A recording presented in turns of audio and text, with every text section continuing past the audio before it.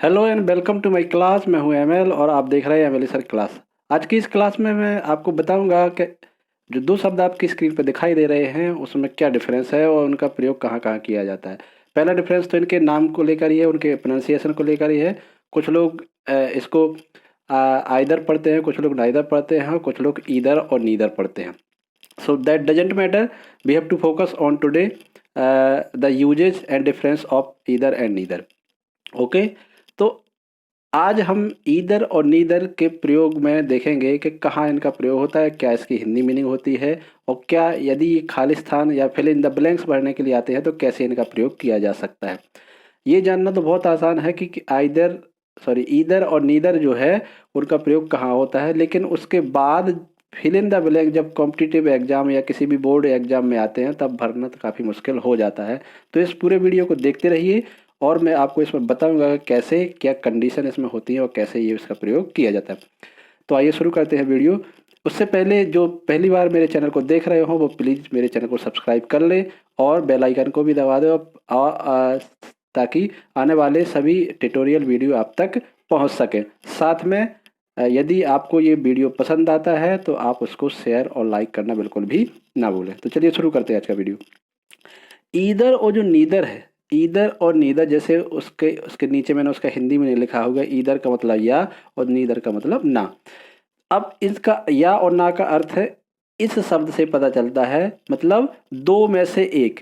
Either और neither का प्रयोग दो के लिए किया जाता है। ध्यान रखना, केवल और केवल दो के लिए। यदि चीजें दो से ज्यादा हो जाती हैं तो वहां ईदर के स्थान पर एनी का प्रयोग होता है और नीदर के स्थान पर नन का प्रयोग होता है। ध्यान रखना, दो से ज़्यादा यदि विकल्प से ज़्यादा चीज़ें हो जाती हैं तो ईदर के स्थान पर एनी का होता है और नीदर के स्थान पर नन का होता है। ये वो अलग मैटर है, एनी और नन का प्रयोग। उसके लिए आपको मेरे पूरा और वीडियो देखने पड़ेंगे जो मैंने इससे पहले बनाए हुए हैं। सम एनी का प्रयोग है और अन्य और प्रकार के भी प्रयोग हैं, तो आपको उसकी लिंक डिस्क्रिप्शन में मैं डाल दूंगा, आप वहाँ जा करके देख सकते हैं। तो एक और इससे पहले मैं आपको बता दूं कि ईदर और नीदर आखिर हैं क्या।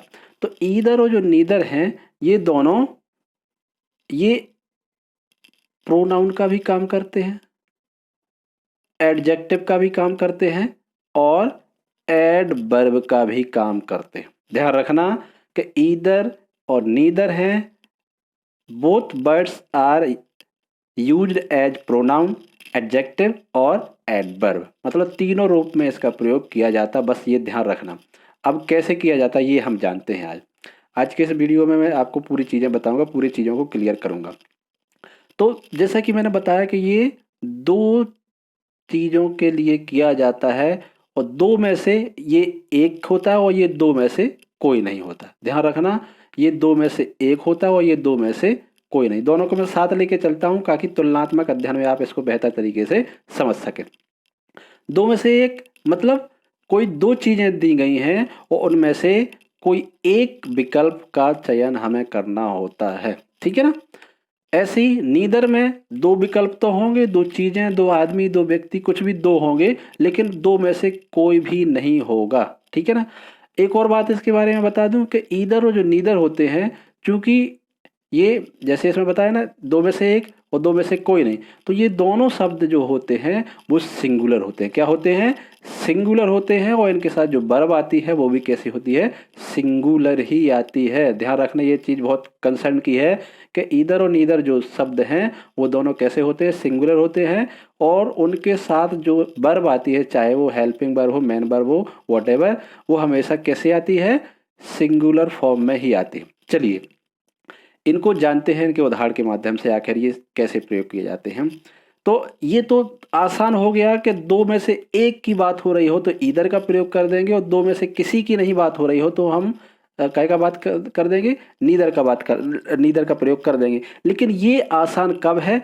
ये तो आसान लगता है कि जब हम बोल चाल की भाषा में प्रयोग करते हैं। जैसे either either boy can come here, मतलब जो वहां पर मान लो कि दो बॉय हैं, दो लड़के हैं और मैंने कहा either boy can come here, मतलब दो में से कोई एक लड़का यहाँ आ सकता है। अब वही सेंटेंस है, उसी सेंटेंस को मैं नीदर लगा दूं, neither boy can come here, मतलब दोनों में से कोई यहाँ नहीं आ सकता, ठीक है ना। तो एक ही सेंटेंस में दोनों शब्दों का प्रयोग किया जाता है। कब, मतलब कर सकते हैं यदि हम उसको बोलचाल की भाषा में प्रयोग करें। यदि स्पोकन की बात करें तो ईदर और नीदर प्रयोग करना बहुत आसान है, क्योंकि सामने वाले को हमें ये समझाना पड़ता है कि हम दो में से एक विकल्प की बात कर रहे हैं और दोनों में से किसी विकल्प की बात नहीं कर रहे हैं। लेकिन समस्या कब होती है, जब बोर्ड एग्जाम और कॉम्पिटिटिव एग्जाम में ब्लैंक्स आते हैं, उस ब्लैंक्स को हमें सही शब्द से भरना पड़ता है। ब्लैंक्स आते हैं या करेक्ट द सेंटेंस आता है, तो वहाँ पर हमें समस्या पैदा हो जाती है। तो मैं आज उसी चीज़ को लेकर के ये वीडियो बना रहा हूँ, तो आप ध्यान से देखिएगा। मैं इस चीज़ को मैं क्लियर करूँगा कि इस प्रकार के सेंटेंस होंगे, हम उसमें ऐसी कंडीशन को देखना पड़ेगा कि जो कंडीशन ईदर की है वो ईदर वाले सेंटेंस में है और नीदर की कंडीशन नीदर वाले सेंटेंस में। तो देखिए कैसे, मीट मी ऑन संडे और मंडे, मीट मी संडे और मंडे, मिलो मुझसे रविवार को या सोमवार को। Either day is okay, either day हो जाएगी, मतलब कोई भी दो में से कोई दिन क्या है, कोई एक दिन मतलब मिल सकते हो मुझसे, दोनों में से कोई एक दिन ठीक है। मतलब सेंटेंस को आप फिर से सुन लें कि संडे मंडे को किसी दिन भी मुझसे मिल सकते हो, दोनों में से कोई एक दिन, ठीक है ना। दोनों में से कोई एक दिन, एक विकल्प की बात हो रही है, दोनों की नहीं। एक तो यहाँ और भी लगा है, तो और का मतलब वैसे भी अथवा होता है। ये कंजक्शन में अलग प्रयोग होता है, उसको हम अलग से पढ़ेंगे, उसको मैं आपको अलग से बताऊंगा, वो अपना अलग टॉपिक है। तो क्लियर हुआ कि यहाँ दो चीज़ों की बात हो रही है। सबसे पहले तो दो चीज़ों की बात होना बहुत आवश्यक है, ठीक है ना। दो चीज़ों की बात होना एक क्लियर हो गई, दो चीज़ें हो गई। अब दो चीज़ों में नाइदर का भी प्रयोग होता है। तो इस सेंटेंस में हमें क्या समझना है कि दो चीज़ों के साथ साथ ये बात हो रही है, मीट मी ऑन संडे, मतलब मिलो मुझसे, आइदर डे इज ओके, दो में से कोई भी दिन मिलो, दोनों दिन में से कोई भी दिन आकर के मिल सकते हो, दोनों दिन ठीक है, ठीक है ना, लेकिन एक ही दिन। तो दोनों में से एक की बात हो रही। अब यहाँ नाइदर क्या लगा सकते हैं हम इस सेंटेंस में, इस आइदर की जगह नाइदर लगा सकते हैं। तो नाइदर लगाएंगे तो पहले इस अर्थ को हम समझें, संडे या मंडे को मुझसे मिलो, दोनों दिन ठीक नहीं है। तो ये सेंटेंस थोड़ा सा ऑकवर्ड हो गया ना के। तो फिर यहाँ क्या होता है, do not meet me on Sunday और मंडे, मतलब मुझसे नहीं मिल रहा संडे और मंडे को, नाइदर डे इज ओके, फिर वहां क्या हो जाता, नाइदर हो जाता। तो इस प्रकार से हमें इसके अंदरूनी अर्थ को समझना होगा। अगला जो सेंटेंस है, ही ट्राइड बोथ कीज, यहाँ पर काय की बात हो रही है, बोथ, बोथ मीन्स दो। हम इससे पहले मैंने बताया ना कि इससे पहले वाली वीडियो में ऑल बोथ होल का प्रयोग पढ़ चुके हैं। यदि आप वो भी देखना चाहें तो डिस्क्रिप्शन में उसकी लिंक है, आप जा करके देख सकते हैं। तो he tried both keys but, अब यहाँ नाइदर वर्कड, उनमें से कोई किसी ने भी काम नहीं किया, मतलब दोनों चाबियों में से कोई काम नहीं की। उसने दोनों चाबियों को ट्राई किया, लेकिन दोनों में से कोई भी चाबी काम नहीं की। क्या बन रहा है उसका सेंटेंस, नाइदर वर्क। अब ध्यान रखना कि नाइदर वाले सेंटेंस में कभी नॉट नहीं लगा होगा, क्योंकि neither is a negative word. Neither क्या है, एक नकारात्मक शब्द है, इसलिए उसके साथ कभी भी नॉट नहीं आएगा। लेकिन उसका हिंदी में अनुवाद क्या निकलेगा, ना निकलेगा, जैसे कि उसके मीनिंग में ना लिखा हुआ है। तो he tried both keys but neither work, उसने दोनों चाबियों का प्रयोग किया लेकिन एक भी काम नहीं की। क्या यहाँ पर आइदर लग सकता था, इसको हम कंपेयर कर लें तो ही ट्राइड बोथ की आइदर वर्क, यदि आइदर वर्क यहाँ लिख सकते थे तो ये बात ना आती, ट्राइड दोनों की बात ही ना आती, क्योंकि दोनों चाबियों को जब एक चाबी काम कर जाती तो दोनों की बात वहां पर होती ना। तो इस प्रकार से हमें उसके अंदरूनी भाग को समझना है। अगला जो प्रयोग है, ये तो हो गया पहला प्रयोग, कि हमें इसमें हमने क्या जान लिया कि दो में से एक, यानी कि संडे और मंडे में से एक दिन, और दोनों में से कोई नहीं, मतलब दो चाबियों में से किसी ने भी काम नहीं किया। तो ये पहला हमारा कंसेप्ट हो गया। दूसरा कंसेप्ट ईदर और नीदर का क्या है वो जान लेते हैं। दूसरा जो कंसेप्ट है वो है नेगेटिव वाक्यों में इसका भी के लिए प्रयोग होता है। क्या के लिए, भी के लिए। तो ये नीदर का भी होता है और ईदर का भी होता है, दोनों का भी के लिए प्रयोग होता है। अब इसको हम थोड़े से समझते हैं इन वाक्यों को। तो कैसे, I don't like to play cricket and hockey either. अब ये थोड़ा वाक्य समझेंगे आप, पहले इसके अफर्मेटिव सेंटेंस को हम समझेंगे, तब हमें ये नेगेटिव समझ में आएगा। अब इस सेंटेंस को डोंट लाइक की जगह लिखा होगा I like to play cricket and hockey also. यहाँ ईदर की जगह अफर्मेटिव सेंटेंस में क्या लगेगा, ऑल्सो लगा सकते हैं या एज वेल एज लगा सकते हैं या एज वेल लगा सकते हैं, ठीक है ना। तो ये जो शब्द है जो ईदर है वो केवल और केवल निगेटिव वाक्यों में भी के लिए प्रयोग किया जाता है। जो भी शब्द होता है कि मुझे क्रिकेट और हॉकी, क्रिकेट खेलना पसंद है और हॉकी भी, तो हॉकी भी के लिए ये जो लगा है वो यहाँ पर ईदर लगा सकते हैं। यदि जैसे मैंने बोला ना अभी कि अफर्मेटिव सेंटेंस बोला कि मुझे क्रिकेट खेलना पसंद है और हॉकी भी, तो वहाँ हम ऑल्सो का प्रयोग करेंगे। यदि सेंटेंस नेगेटिव है तो आई डोंट लाइक, जैसे डोंट लिखा ना यहाँ नेगेटिव सेंटेंस हो गया, I don't like to play cricket and hockey either, मतलब मुझे क्रिकेट खेलना पसंद नहीं है और हॉकी भी, ठीक है ना।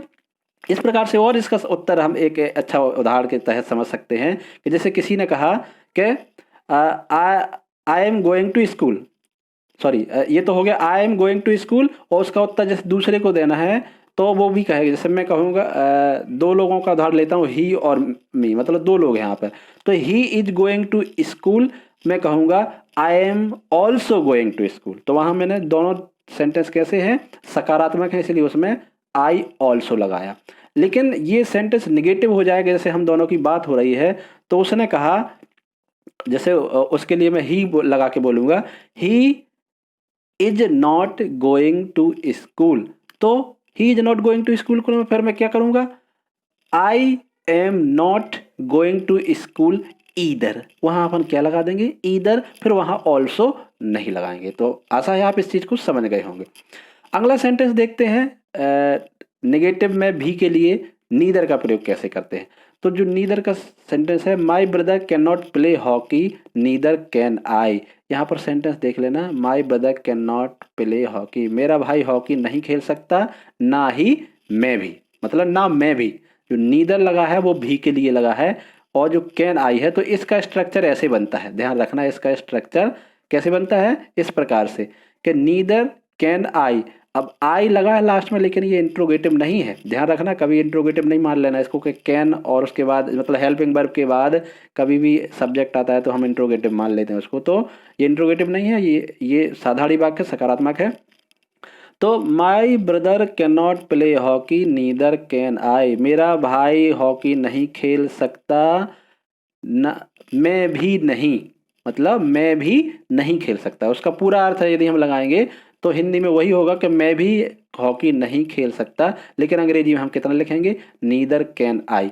अब इसके खाली स्थान यदि आते हैं तो हमें ध्यान रखना है कि यदि डू नॉट लगा है, नेगेटिव सेंटेंस है तो इधर, यानी नेगेटिव सेंटेंस है तो इधर का प्रयोग होगा, और यदि सेंटेंस में नीदर का प्रयोग करना है हमें और भी के लिए करना है तो इस प्रकार का कंस्ट्रक्ट उसमें दिखा होगा, बनावट दिखाई देगी आपको कि नीदर के जो खाली स्थान है उसके बाद हेल्पिंग वर्ब और बाद में सब्जेक्ट लिखा होगा निश्चित रूप से, ठीक है ना। अब इसमें पहले एक बात और मैं बीच में बताना भूल गया आपको, वो बता दूं इधर कि अभी मैंने बताया था कि ये एडजेक्टिव के रूप में भी काम करता है, एडवर्ब के रूप में भी काम करता है और प्रोनाउन के रूप में। तो देख लेना आप कैसे देखते हैं कि यहाँ जो ईदर का प्रयोग है, ध्यान रखें ईदर, इसके बाद क्या आया है, डे आया है, तो डे क्या है, नाउन है, और नाउन के पहले जब ईदर आता है, सॉरी जो भी शब्द आता है वो कौन आता है, एडजेक्टिव आता है, नाउन की विशेषता बताने वाला शब्द आता है, तो ईदर यहाँ पर काय के रूप में काम हो रहा है, एडजेक्टिव के रूप में। और यहाँ जो नीदर आया है वो काय के रूप में हो रहा है, जो की है यहाँ पर, की शब्द की प्रोनाउन है नीदर, नीदर वर्क्ड, तो यहाँ काय के रूप में हो रहा है, प्रोनाउन के, यहाँ जो ईदर हो रहा था एडजेक्टिव के में, यहाँ ये नीदर काय के रूप में हो रहा है, प्रोनाउन के रूप में। तो मैं अलग अलग दोनों उदाहरण का बता रहा हूँ, लेकिन दोनों एडजेक्टिव होते हैं और दोनों क्या होते हैं, प्रोनाउन होते हैं। अब इसमें एक बात मैं आपको इधर बता दूं कि इधर जो ईदर लगा है, इधर जो ईदर लगा है वो काय के रूप में लगा है, एडवर्ब के रूप में लगा है, ठीक है ना, तो ध्यान रखना है इसका। आगे कुछ और उदाहरण देखते हैं, इसके बाद कुछ एग्जाम्पल और देखते हैं, सम अदर एग्जाम्पल्स, जैसे there are only two stream, there are only two stream, I have to take either, मतलब वहाँ पर दो स्ट्रीम थी, दो स्ट्रीम मतलब कि दो विषय के विकल्प थे, यानी कि मान लो कि बायोलॉजी और मैथ का विकल्प था, तो I have to take either, मतलब मुझे उनमें से कोई एक लेनी ही है। ठीक है ना, दो विकल्प हैं तो मुझे एक उनमें से लेनी है। ईदर का प्रयोग कहाँ होता है? जहाँ दो में से एक की बात हो रही हो। तो यहाँ इस अर्थ को समझेंगे और समझ जाएंगे कि हम यहाँ पर ईदर का प्रयोग कर सकते हैं कैसे। There are only two stream, I have to take either, मुझे उनमें से कोई एक ले। अब मैंने बताया था ना कि यदि ज़्यादा विकल्प आ जाएंगे तो वहाँ हम कैसे प्रयोग कर देंगे। जैसे there are many stream, there are many stream या 5 stream, I have to take any one of them, फिर वहाँ ईदर की जगह क्या आ जाता? एनी आ जाता। I have to take any one of them, ठीक है ना, तो वहाँ एनी आ जाता। Neither of your two answer is correct, आपके दोनों आंसरों में से या उत्तरों में से कोई भी करेक्ट नहीं है। ये कंस्ट्रक्शन इसका अफर्मेटिव लगता है, लेकिन इसका जो हम हिंदी में देखते हैं, इसकी बनावट देखते, बहुत सॉरी, इसका अर्थ देखते हैं तो नेगेटिव आती है, क्योंकि नीदर एक नेगेटिव शब्द है। ठीक है ना, तो neither of your two answer is correct, आपके दोनों आंसर क्या है? गलत हैं। तो ध्यान रखना, इधर नीदर है, जो आंसर के लिए जो एज लगा है वो आंसर्स के लिए नहीं आया, किसके लिए आया?